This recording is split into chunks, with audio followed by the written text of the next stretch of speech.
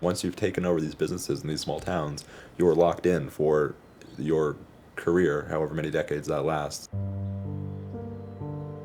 I want to know his motivations in getting into the business. I would like to know the conversations he had with my grandpa, how he felt when he realized this trend in our family. I want to know what it was like for him when he first began working earnestly in the business. If it was hard for him to get over these more difficult parts of it that I feared growing up. If there was times where he doubted what he was doing, if he could do it all over again, would he do the same thing? I'm almost positive he'll say yes, but these are real questions I have for him, of course, because he had the same experience I had. He grew up in the same dynamics that I grew up in. Who else would be able to relate more to how I'm feeling than him?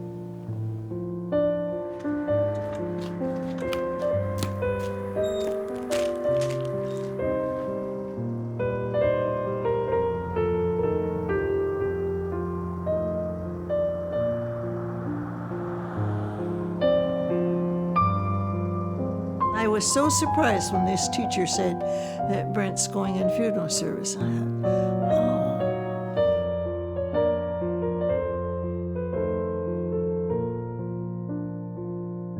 oh. He really probably would have wanted to be a hockey player.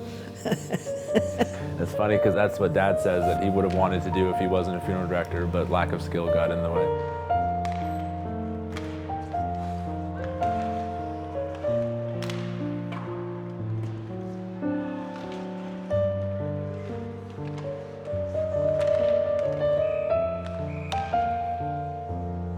My family's owned a funeral home in our small Canadian town of St. Thomas for over 90 years.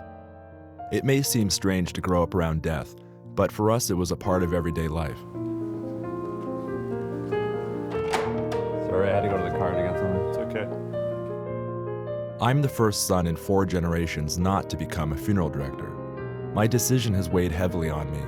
I worry about what it means for the future of my family's funeral home. Are you staying for the service today? No. Oh, okay. We had the register book just down to the right there. Okay. Hello, how you doing? I'm doing How you good. doing? How are Good, good to you? see you. If you'd like to sign the register book, and then if you'd like to go in and visit with the family, this is our son. This is Blake. Hello. Oh, and so next generation going into the same business?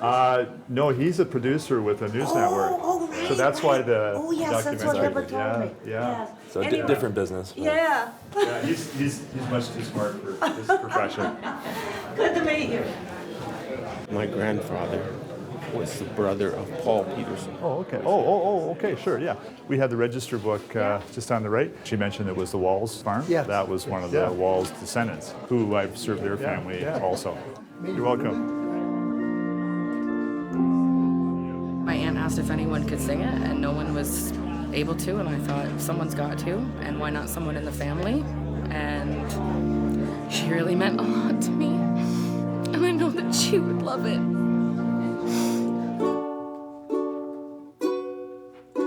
Today we've come to say so long to Mom, Grandma, Great Grandma, as God has called her to her new home.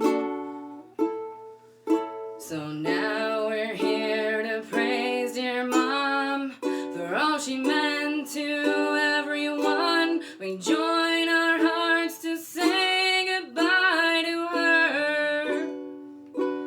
Hallelujah, hallelujah.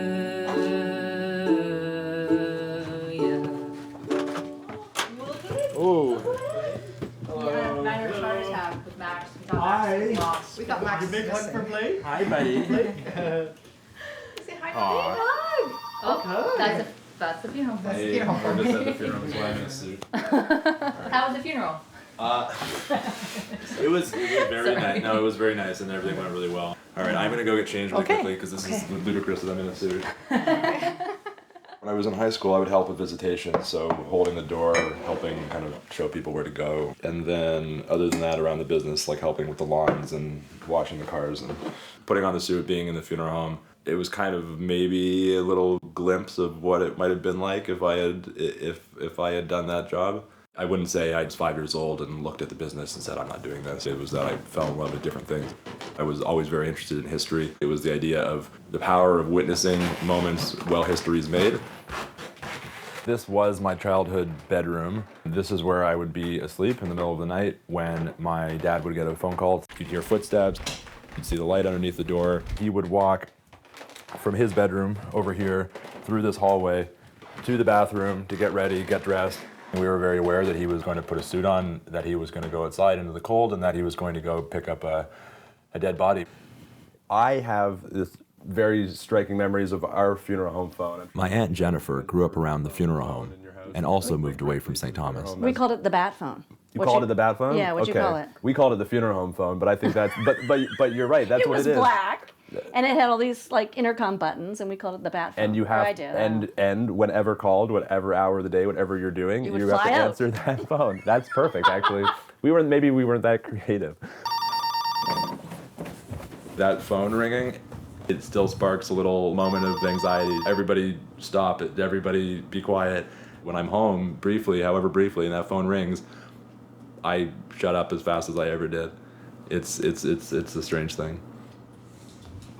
I'd be interested to know how he prepared himself to do this work, because I don't think he was naturally built for it, just like I don't feel like I was naturally built for it.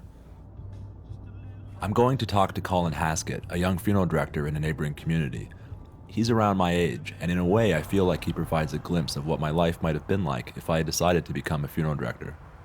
This is my great-great-grandfather, Charles Haskett, and then his son, which is William Haskett. And then William had two boys, Art and Clarence, and then my father, Bill. So there are 6 funeral directors in 5 generations. Thankfully, we're all passionate about it. And I think that's where family businesses get into trouble, is when people feel obligated. If you love what you're doing, it's easy to keep a clear direction, and we're all on the same path. So this was my great-grandfather's. Our family used to transport the deceased by horse and buggy.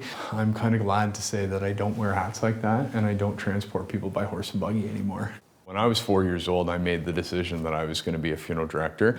And at that time, it was because my dad had 2 separate riding lawnmowers that he used to cut the grass at the funeral home. And I thought, what a cool thing to be able to drive 2 different lawnmowers.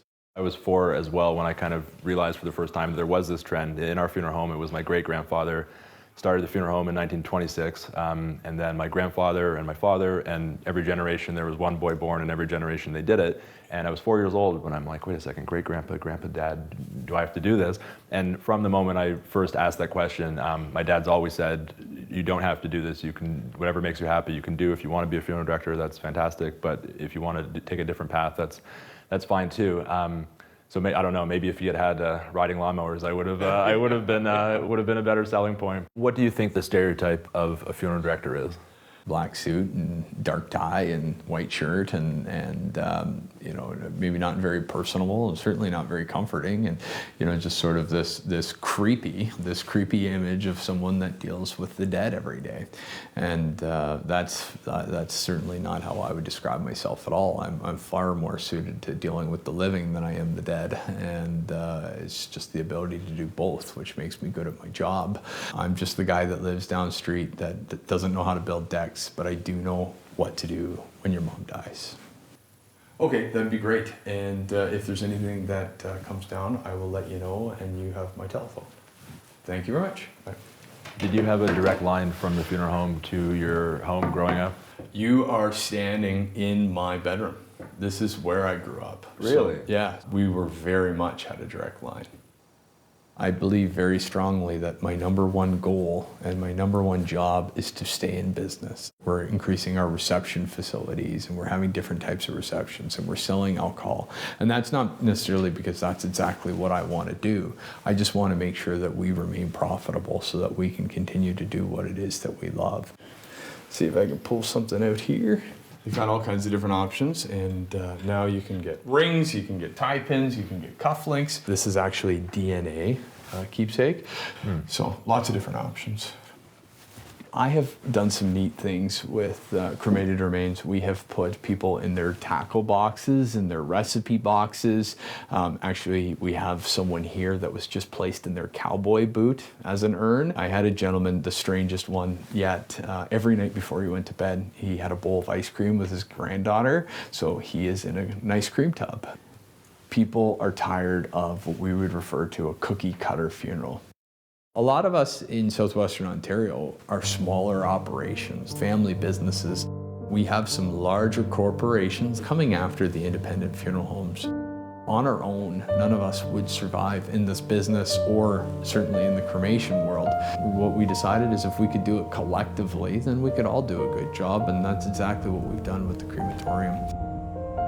Cremation is becoming increasingly popular, but loved ones are rarely present. I have never witnessed a cremation myself.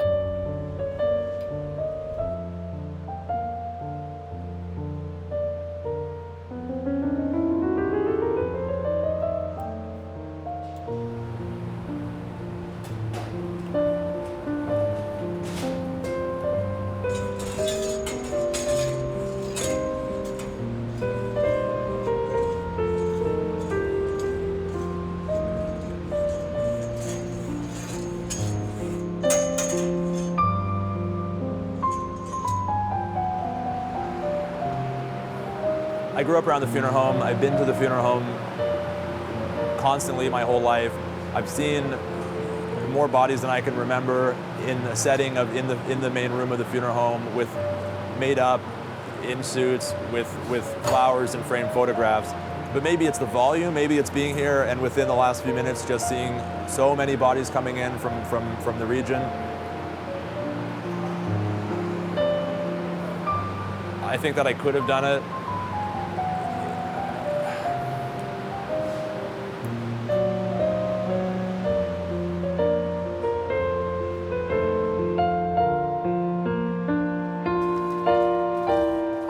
The men who tend to this long process tell me the last muscle to burn is the human heart.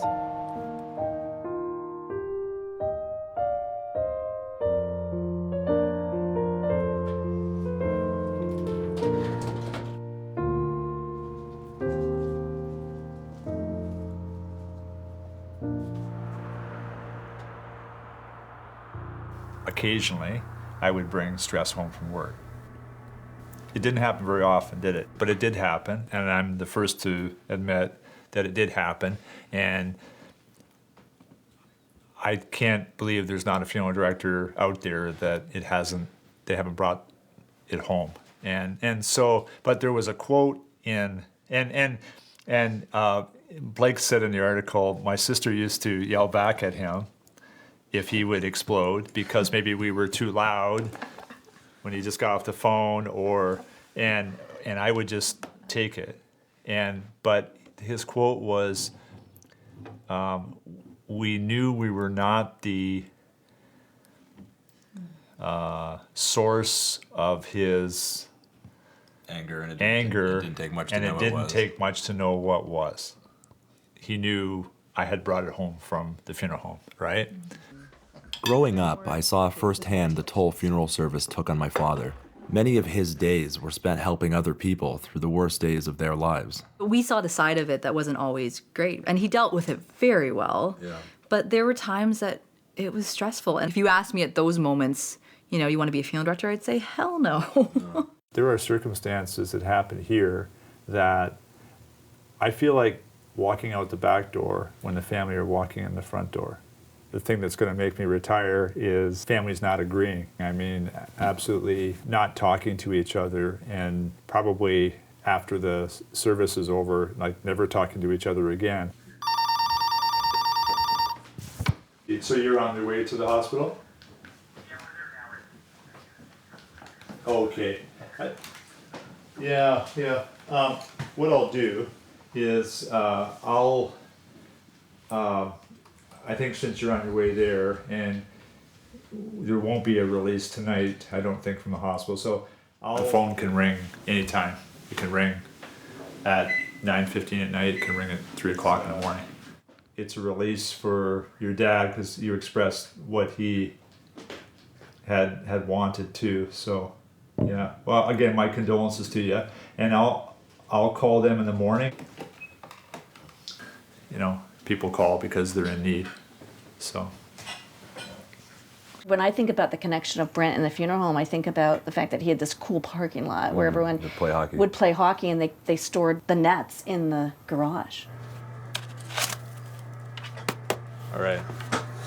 These will do. Old wooden sticks. They don't make them like this anymore. Are those gloves a little big for you, maybe?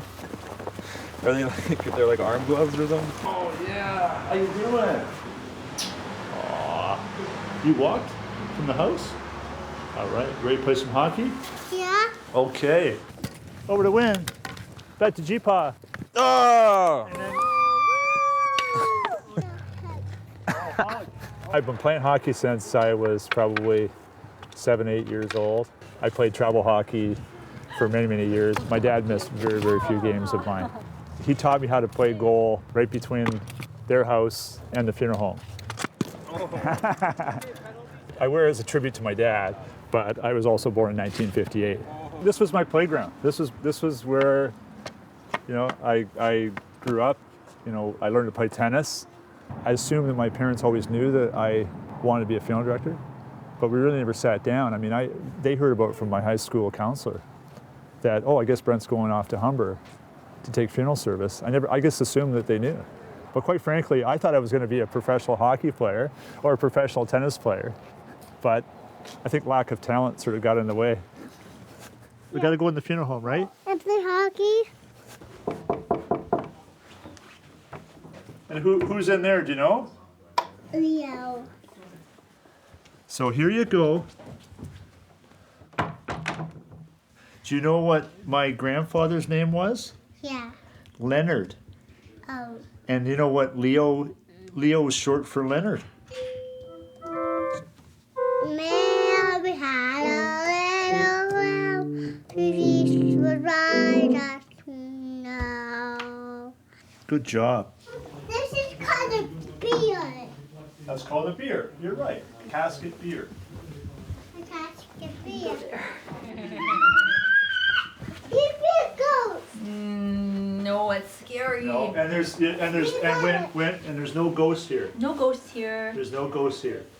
And I remember as a kid just being so afraid by that idea, like, aren't you afraid of being around the dead people? Aren't you afraid of the bodies? I guess I'd seen like, you know, zombie movies or monster movies or something. And I remember him just being, again, it was just like a light bulb was just like, well, no, because they're dead. Like, you should be more afraid of the mailman, for example, than you should be of the dead body in another room, because living people can hurt you, dead people cannot hurt you. This is not a monster movie. This is real life. On my own phone here. Oh, your own phone. Oh, that's. I can't help but wonder if perhaps one day Wynn will develop a passion for this profession where I didn't.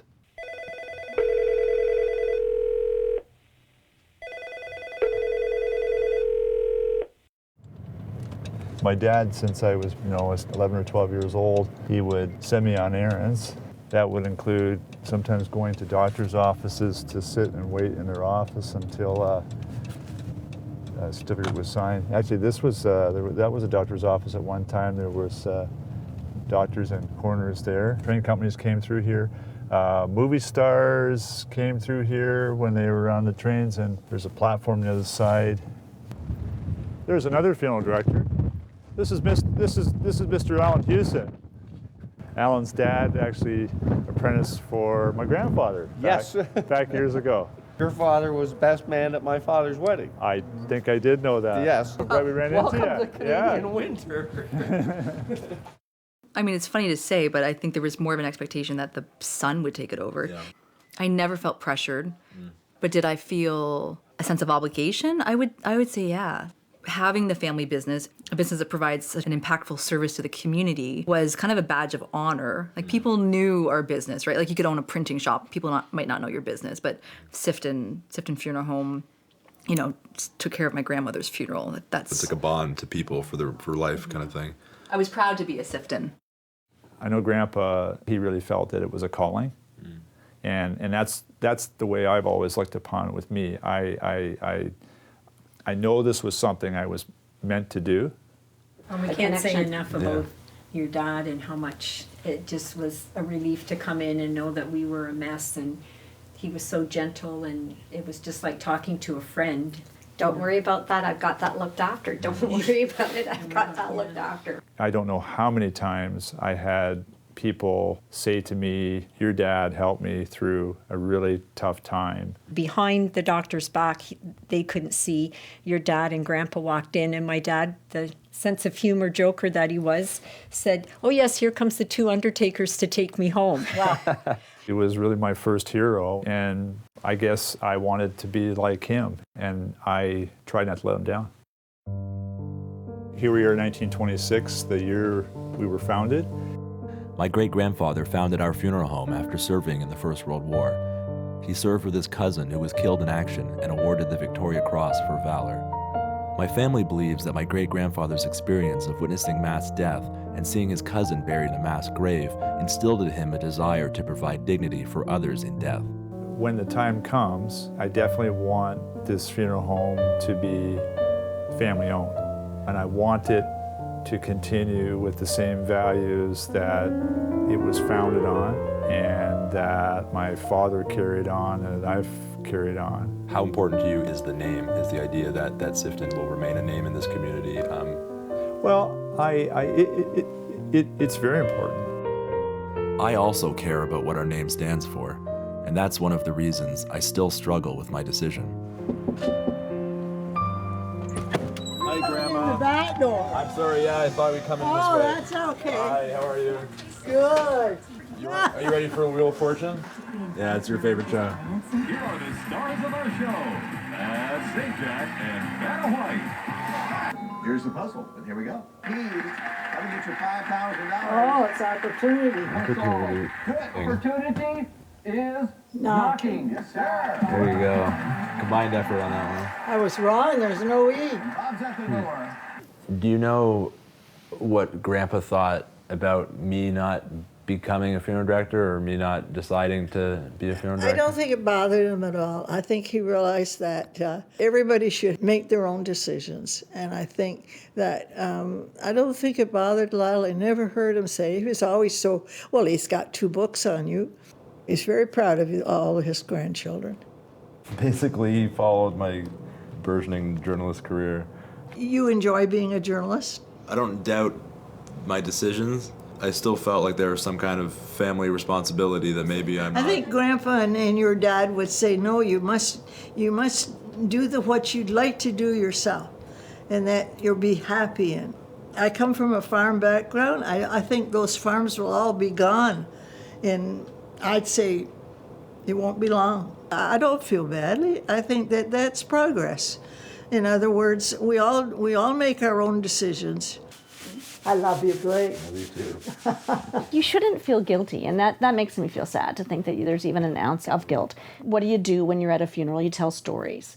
That's the thing you're continuing. I don't know if you can think about it that way. Yeah. And frankly, I think, who knows what's going to happen, right? I mean, everything's changed so fast. Maybe it'll be one of those industries that stays very much the same because we all want that close emotional connection. Or maybe funerals of the future will be very different.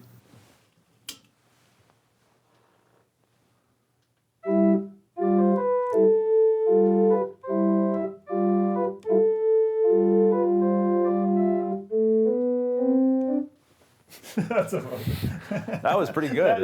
That is not good.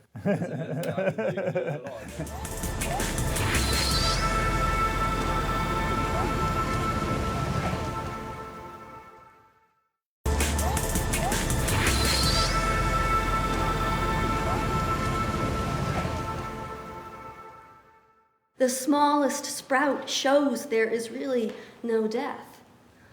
All goes onward and outward. Nothing collapses. We're committing poetry.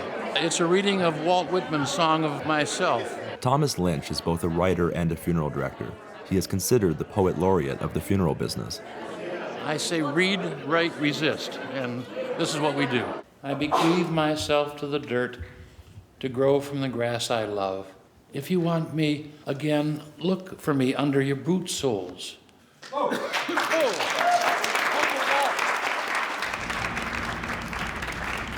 My dad always said Thomas Lynch's best-selling book about funeral service, The Undertaking, is the book he wished he could write. Like my father, Thomas Lynch took over his father's funeral home in a small town in Michigan. he recently passed it on to his son. Good morning, how are you? I'm not bad, man. How you doing? Very good, thank you.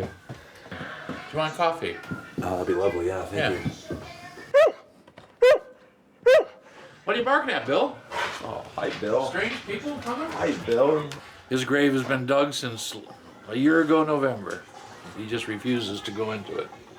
I've declared it hospice care for the last couple of years, so I feed him Taleggio and pricey cheeses, and now I think he thinks I'll go in the grave and he'll stay. That won't happen. Your attempted coup will not work, Bill. But his grave's out there filling with snow right now, and someday I hope he occupies it. Lay down, Bill. Just lay down. It'll be okay. Funeral service is nothing except intimate access to a lot of stories.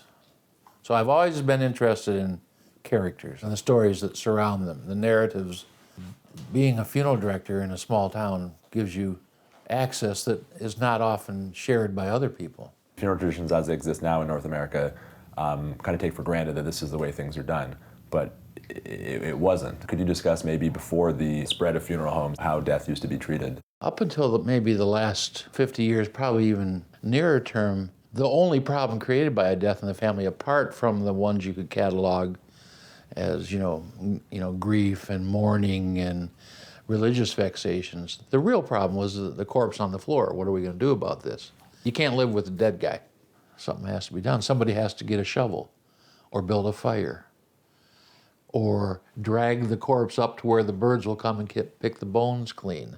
And it's around those activities, whatever it was, became, by virtue of our, curiosities, holy.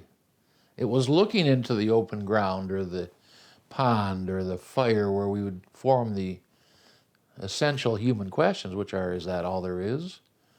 Can this happen to me? Why is he cold? Are we all alone? What comes next? We process death by processing the dead. We move the dead from this station to that station in this, this little community theater that goes on. But the movement is important. You can't stay here because we can't live with a corpse.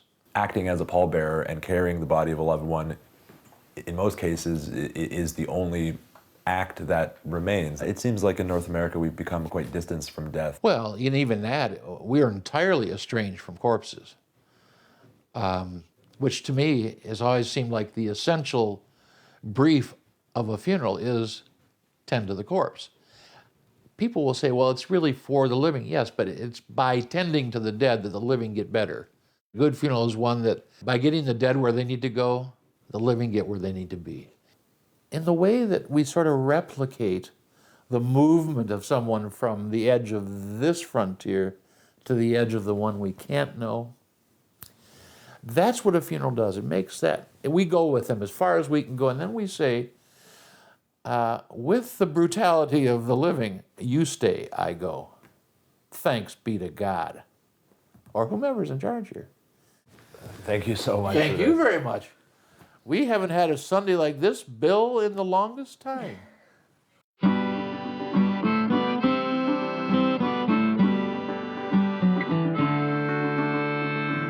Caring for one's own dead is common in much of the world, but rare in the West. In British Columbia, there is a small but growing home funeral movement that is reconnecting people to the process of tending to the dead. Hello. Blake? Yes. Welcome. This is Robert Smith-Jones. He has been our dead person multiple times, including for our YouTube videos. One of those videos has actually now had over 700,000 hits. So she knew me before I was famous. Okay, down you go. Okay, so the first thing we're going to be doing is carrying. Okay, everyone. We need at least 3 people on each side. My name is Pastor Mary Moon. I'm a death midwife. I am the executive director of CINDIA, which is an acronym for the Canadian Integrative Network for Death Education and Alternatives, which strongly supports families having meaningful choices, whatever those are, around death. I'm also a Wiccan priestess and actually ordained as one. Close off, yes. And Wicca has a much stronger focus on the balance between light and dark. Head down. And there is that respect for the cycle of the year and that death has to happen in order for there to be new growth. What we're going to work on right now is washing the top part of him. There's something that happens between the mind and the body when you're hands-on with the body. That is what we used to call in the 70s a gestalt. It's like a whole bunch of things come together, much deeper than just sitting by the body or praying or singing or writing a memorial or something like that. But it's also easier to process through to this is now a corpse. And our beloved is still with us in our hearts and maybe in spirit, but this is just a corpse now. Okay, so let's then proceed on to washing the body itself. Most people feel that doing this is their last act of love, and it allows the person who's been doing the major caretaking to have that one last time, but it also allows people who haven't been involved in the caregiving to actually participate in that and sort of feel like they gave a little bit. If I could have someone's help, Blake, could you help me here? Okay, you can let him down now. It gets realer every time I do it. This is my favorite color, and this one is being kept for when it's time for me to sleep in the forever land, or whatever happens to you after death. I know one mother whose 18-year-old son died in an accident right in front of their house, a motorcycle accident. Doing the body care was allowing her to step one step over the threshold with her son, and that was ecstatic. Well, I mean, yes, she would mourn him not being there anymore, but that actual process of caring for him was one that was ecstatic. Right? It isn't just an hour ceremony, it's several days that you can go in the middle of the night and cry your eyes out with them, or be angry at them for all the things that never got resolved, you know? All of those moments become incredibly sacred.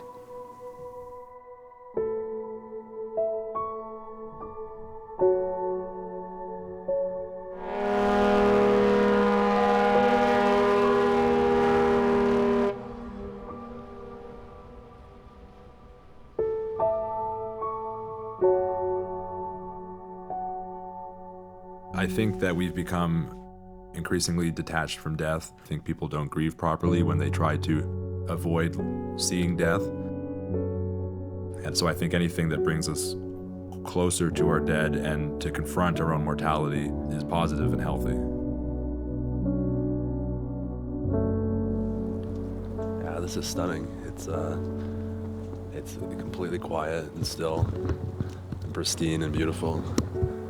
It's yeah, I mean, it might not be a traditional cemetery with headstones and rows and flowers and everything, but I don't think anybody would object to spending the rest of eternity here.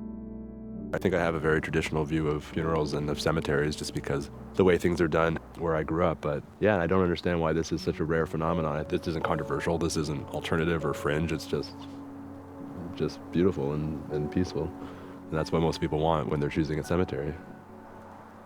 I think my father would be really moved by this scene, and most funeral directors, to be honest.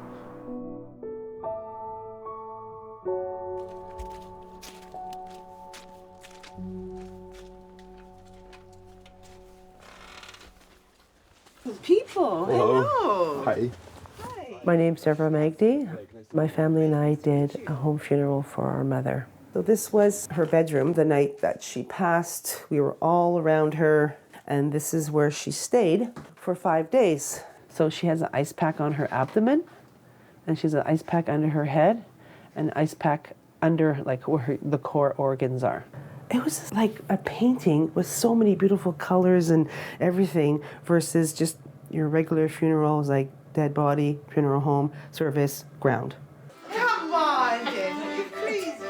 We had so much oomph and umph and play with it. And we carried her out the door, and we carried her like this. And as we're carrying her, the ladies are singing in the kitchen. Just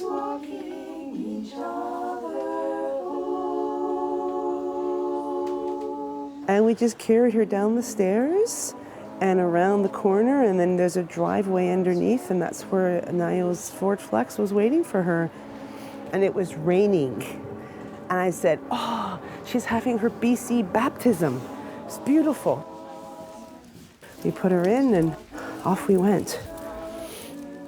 From what I've read and what I've talked about with people is that your body is just your vehicle, right? It's just what you're here with. It was her shell that we were disposing of, which we had to, right? And then her spirit was around with us.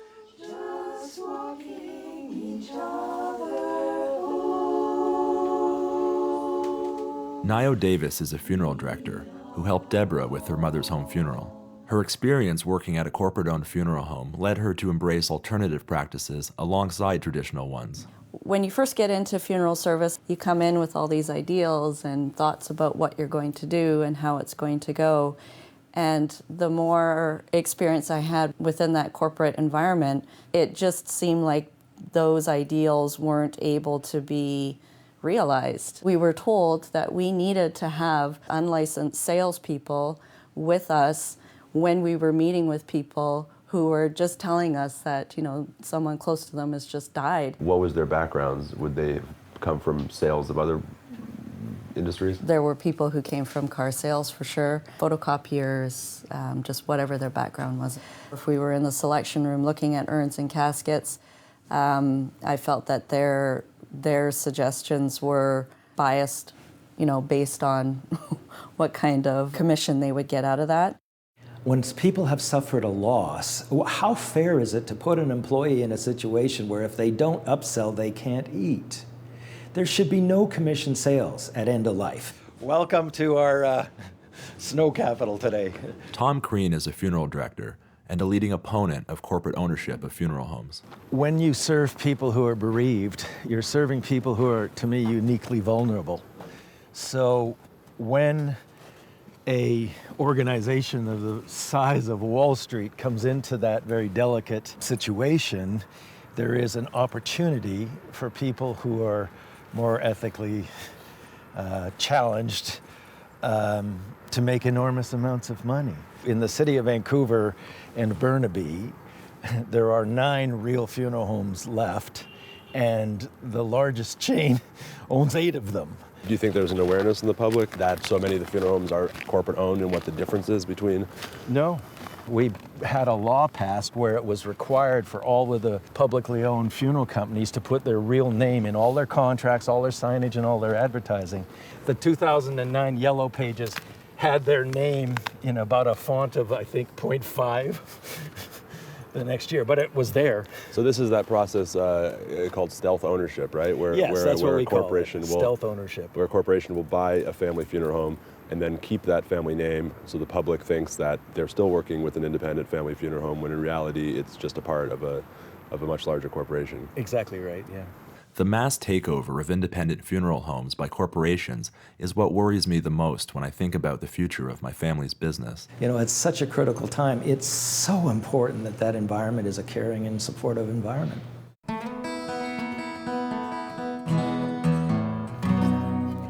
A funeral home's a scary place, but that's where I was born. My dad said, son, you'll fit in, boy, what a load of corn. I got the undertaker. In funeral service, you have a choice. You can develop a keen sense of humor or become an alcoholic. It can't be understated that I've been underrated in what I've undertaken to do with my time. So he called back a few minutes later and he says, Jackie, your mother's body isn't at the morgue. My sister said, what? What do you mean it's not at the morgue? And he says, well, it's not here. It sounds like possibly SCI has the body. John Danilowicz and Jim Halliburton's stories share a common thread. They say their mother's bodies were both mishandled by funeral homes owned by Service Corporation International, a funeral conglomerate based in Texas that has come to dominate the funeral industry in North America. We had planned to have an intimate family service. We had planned to do a celebration of life later, but we never had anything. We never had anything. She said, I literally don't know how to tell you this, but Mom has been cremated. She was on her way to the funeral home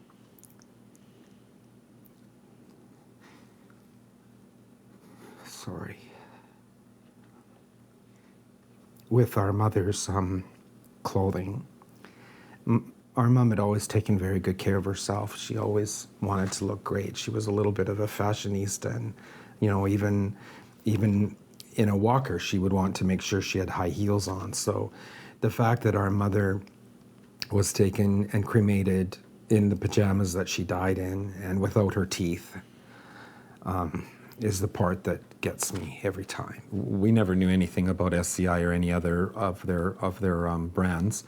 We thought it was Pleasant Valley, a community, local Vernon funeral home that's been there for I don't know how many years, but I remember seeing it as a kid. There's basically 3 entities in the town, and the public doesn't know that they own all 3 of them. So families are going from one to another, getting prices and wondering why the prices are so identical. He started to push an envelope towards me on the table, and I started to stand up, and I said, "Are you offering us money?" And he said, "Well, this, and maybe you could pick an urn on the wall and blah, blah, blah." And I turned to my sister and I said, "Carrie, we're leaving now." My sister opened the envelope and it was $300.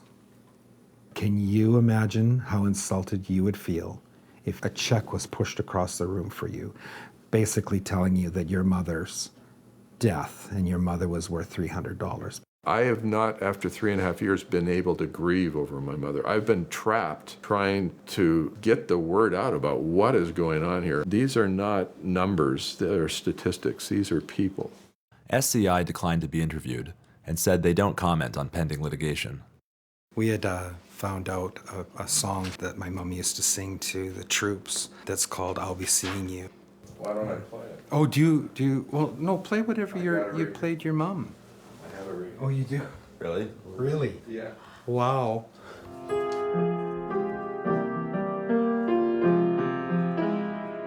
And I think the thing, Blake, is that a lot of this gets lost in the narrative of death, because the fact is that it is a sacred right for all of us, and that if there were more private providers that would be concerned about how they were providing that service, they would be more attuned to the needs of the community.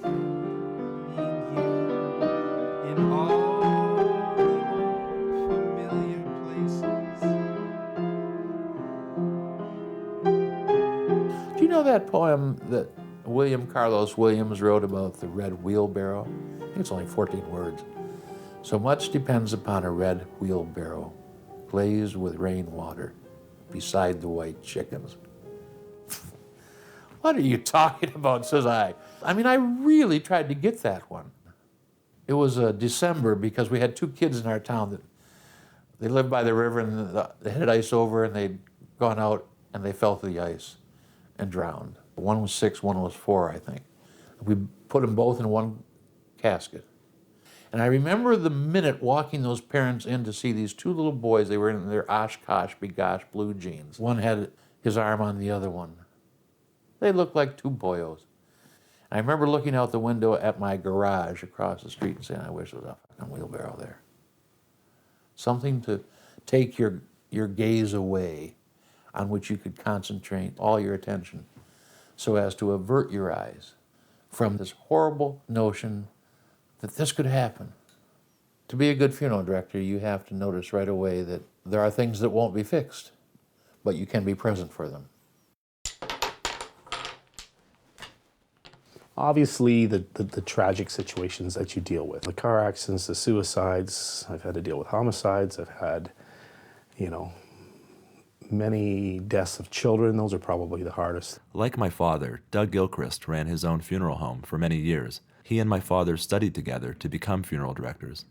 Death is always there. It's always in your face. It's always part of your everyday. Game over. I suffered a very bad mental breakdown, and I was hospitalized for a couple of days, and of course, as most funeral directors, a couple of days later, I'm back at the funeral. Over the period of the next 4 years, I had another 3 nervous breakdowns. At one point of which I was told that I had PTSD. We grieve for those not only in our own family, we grieve for those families that we serve every day, because we probably knew them. We probably buried their aunt or their uncle a year before. We know that there are funeral directors in Ontario who have been diagnosed with post-traumatic stress disorder, directly linked to their work. There appears to be a higher than average rate of alcoholism, certainly a higher than average rate of divorce. Michelle Clark works in funeral education. She and her husband, Paul, are both former funeral directors. We have lived in constant fear that these things were going to happen to our children or to us. Most funeral directors just suppress everything. We're taught how to do it. The most recent one was the lady that stabbed her son to death from postpartum. And Ross was the exact same age as her son. It was so real. How would that manifest itself? You'd be withdrawn and just withdrawn. Quiet? Oh yeah, I would just come home and just sort of just quiet, not say anything really. The little boy at the memorial gardens that the tree fell on. That was horrible. You don't even remember it. Oh my goodness. This is the thing. There's been so many stories for him. They were on a school field trip. The wind picked up and blew a tree branch on the kid. Remember? He was 8. No, I don't remember that at all. For us, we're lucky because we're both funeral directors, so we get it. People just say that you're born to be a funeral director. And most people in our industry would say the same thing. That was why I went to this profession. And we know funeral directors that have born into that world and have continued a legacy on, and it's not what they wanted to do. And in part because of the guilt that you feel. They don't want to let their community down. And so they've given up their lives to do something they don't want to do. I found it. Oh, okay. We were close. It's been great for us. We would never have met or fallen in love if we weren't both funeral directors. But as parents, I wouldn't want it for our children. Actually, that's pretty good, eh? Yeah, no, you can see it well. You remember, obviously, the day we buried Grandpa. I said, I'm just going to stay and just be with the cemetery staff when they lower down his casket into the vault. It was just something I wanted to do as a son. Yeah. And then you walked over, and you obviously sensed that I needed comfort. I didn't want to leave either. Yeah.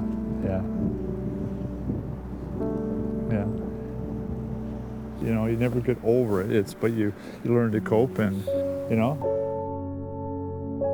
I don't know what will eventually happen with my family's funeral home, and I don't think I will ever fully get over the guilt that I feel for not continuing their legacy. I understand now that I made the only choice I could. It's a sacred and solemn duty, but you'll never last if your heart's not in it.